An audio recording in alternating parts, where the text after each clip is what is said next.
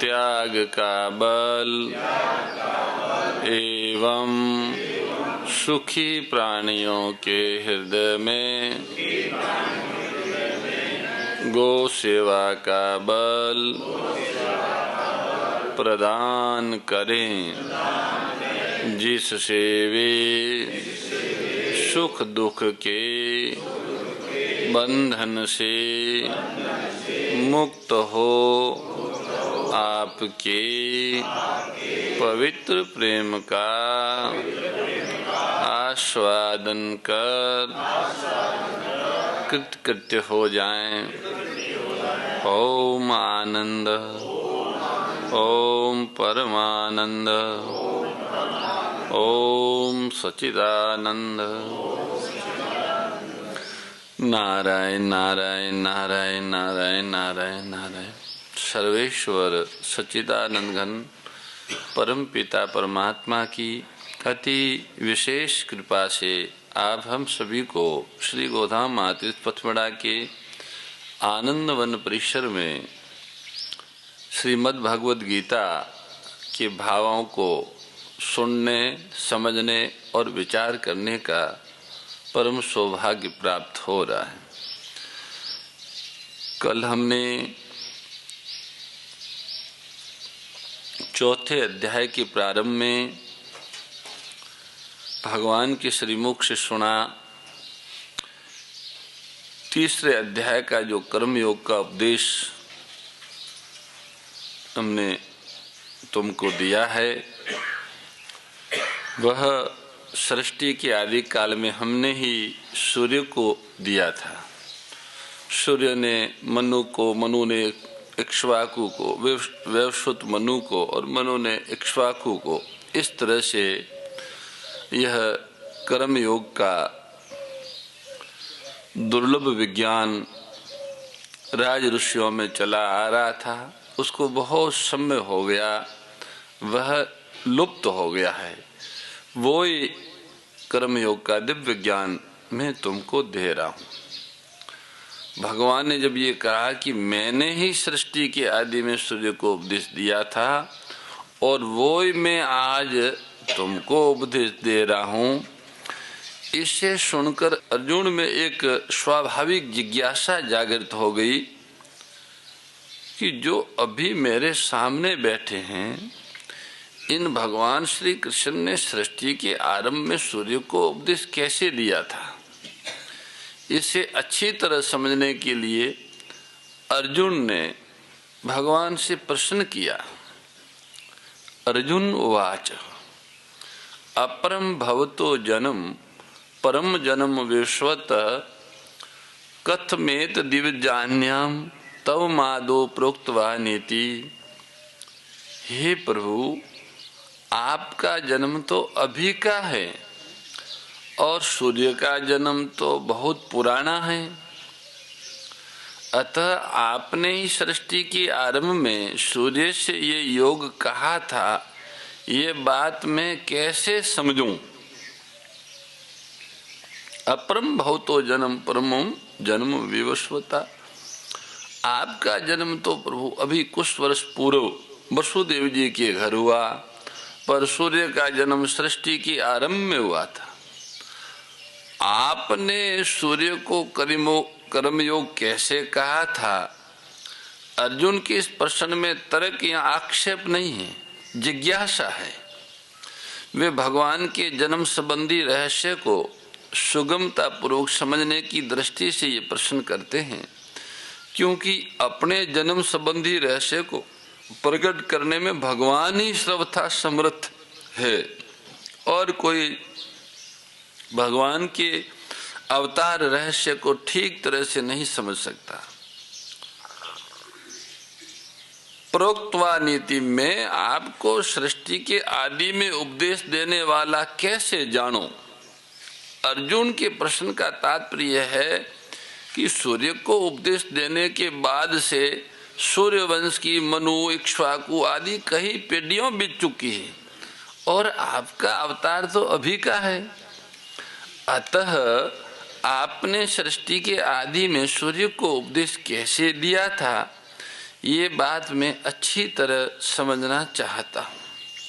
सूर्य तो अभी भी है, इसलिए उसे अभी भी उपदेश दिया जा सकता है, परंतु आपने सूर्य को उपदेश देने के बाद सूर्यवंश की परंपरा का भी वर्णन किया, जिससे ये सिद्ध होता है कि आपने सूर्य को उपदेश अभी नहीं दिया।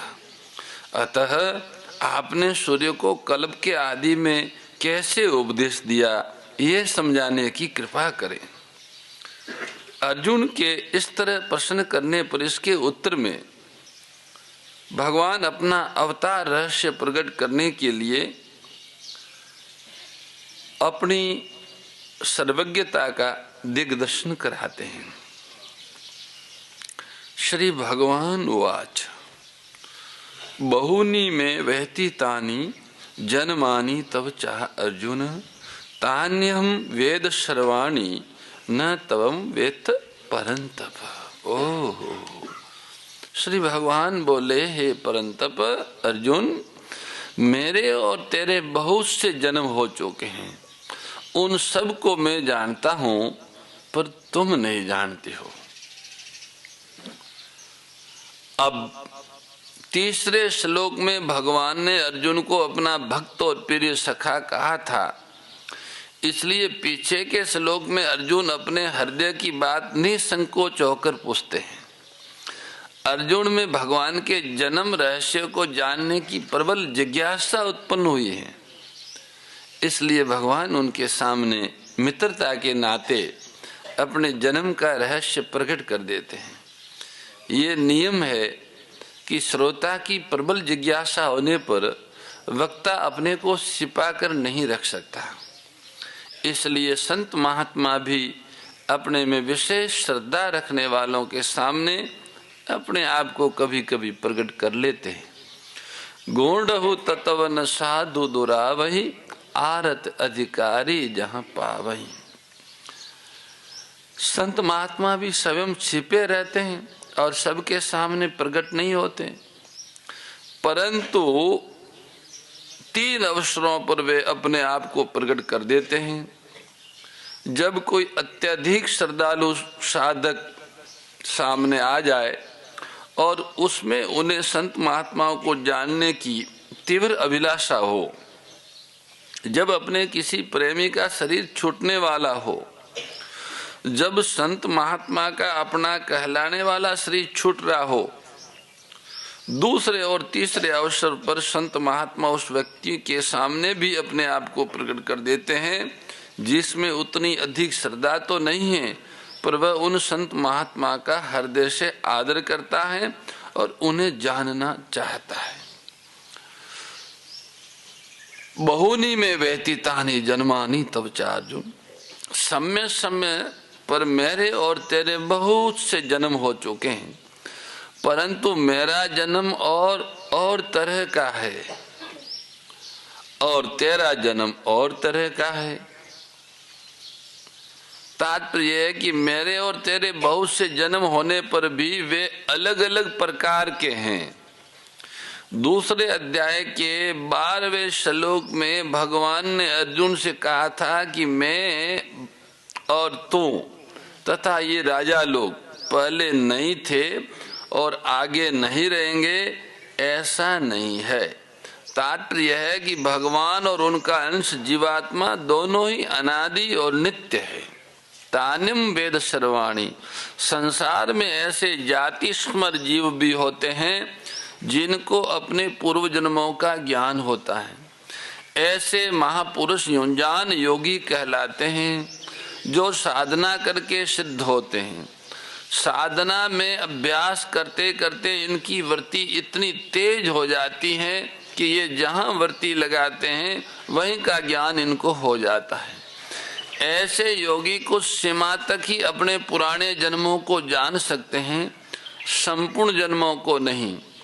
इसके विपरीत भगवान युक्त योगी कहलाते हैं, जो साधना किए बिना ही स्वत सिद्ध नित्य योगी है।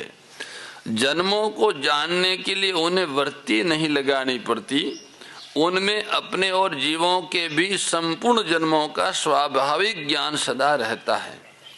उनके ज्ञान में भूत, भविष्य और वर्तमान का भेद नहीं है।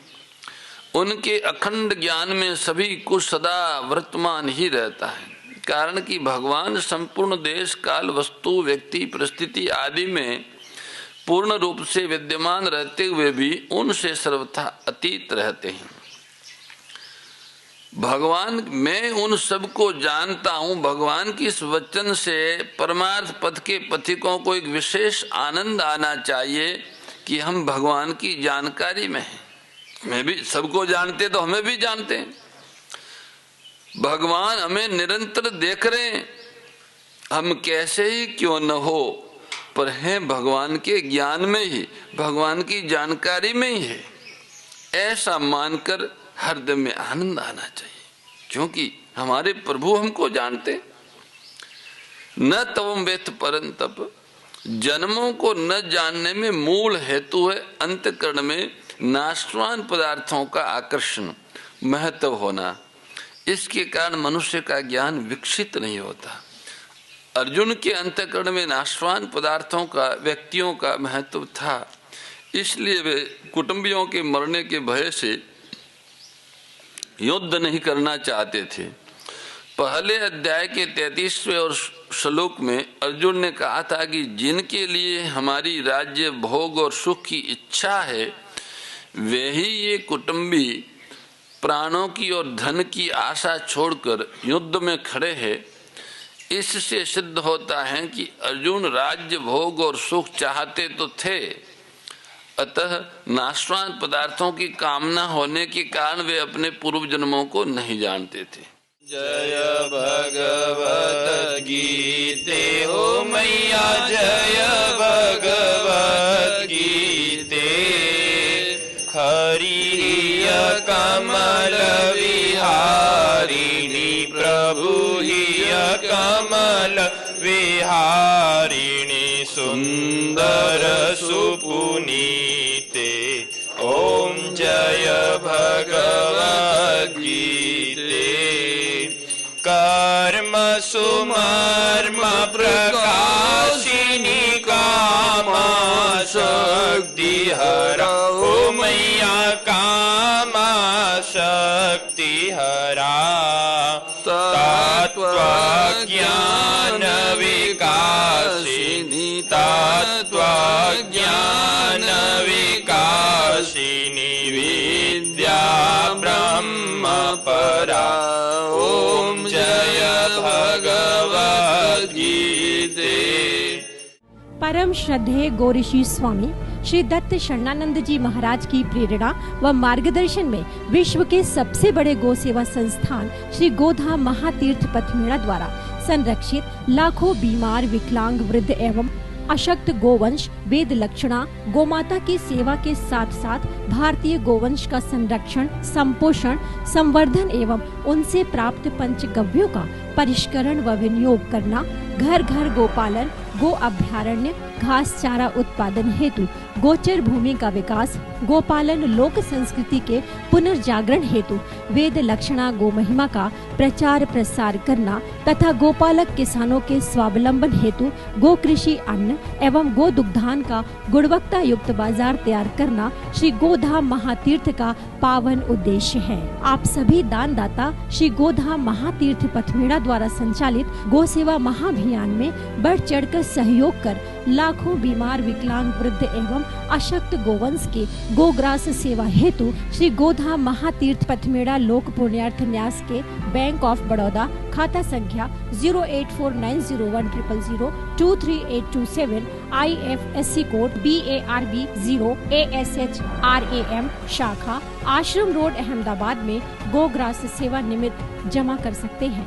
अधिक जानकारी के लिए संपर्क करें 7742093179 7665059999 7073000151।